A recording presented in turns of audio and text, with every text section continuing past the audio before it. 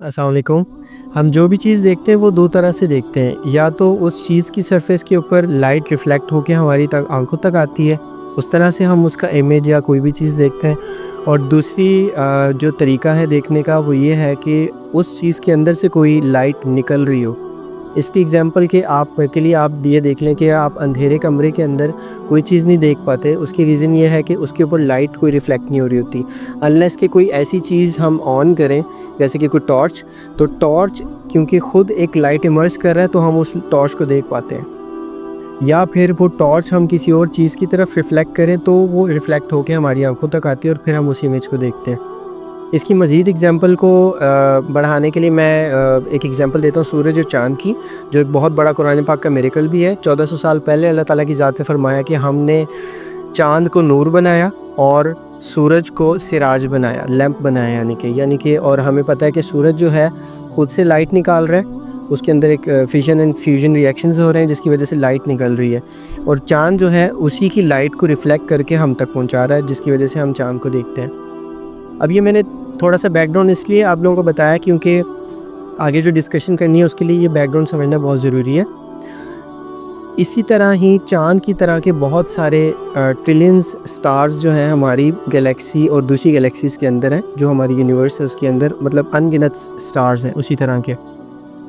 हर star जो है हमसे जो क्लोजेस्ट स्टार है हमारा सन है, और हमारे से सन के बाद, सूरज के बाद जो क्लोजेस्ट स्टार है वो प्रॉक्सिमस सेंटियोरा है, और वो अराउंड 4.25 लाइट ईयर्स दूर है। अब लाइट ईयर क्या होता है, लाइट ईयर को समझा देता हूँ कि लाइट ईयर बेसिकली एक साल के अंदर लाइट जितना ट्रैवल करती है उसे लाइट ईयर कहते हैं।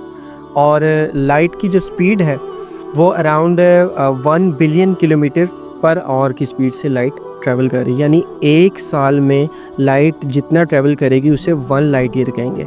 और जो क्लोजेस्ट स्टार मैंने आपको बताया प्रॉक्सिमस सेंटियोरा, वो 4.25 लाइट ईयर्स हमसे दूर है।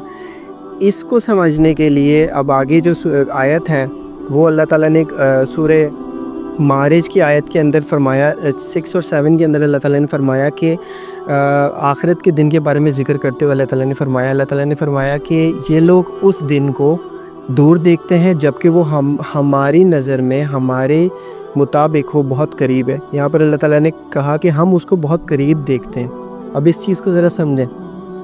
4.25 लाइट ईयर मैंने क्लोजेस्ट स्टार बताया, यानी कि उस लाइट के ख़त्म होने में फॉर इंस्टेंस वो स्टार ख़त्म हो जाता है, तो हमें 4.25 लाइट ईयर्स तक नहीं पता चलेगा कि वो स्टार ख़त्म हो चुका है।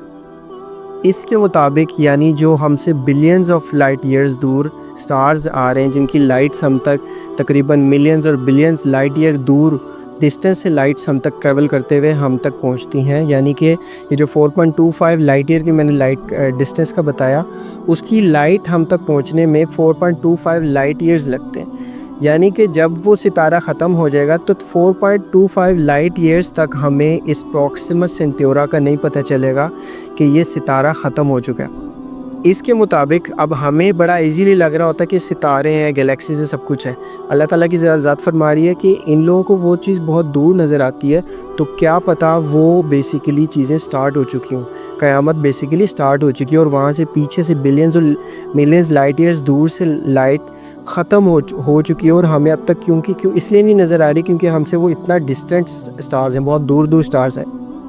तो सुभान अल्लाह, अल्लाह ताला ने इस बात को समझाया। अब हमें इसको समझना है कि इस क़यामत के दिन को हमने कितना सीरियसली लेना है, ये हमसे दूर है या करीब है। हमें बस अल्लाह की मग़फ़िरत चाहिए।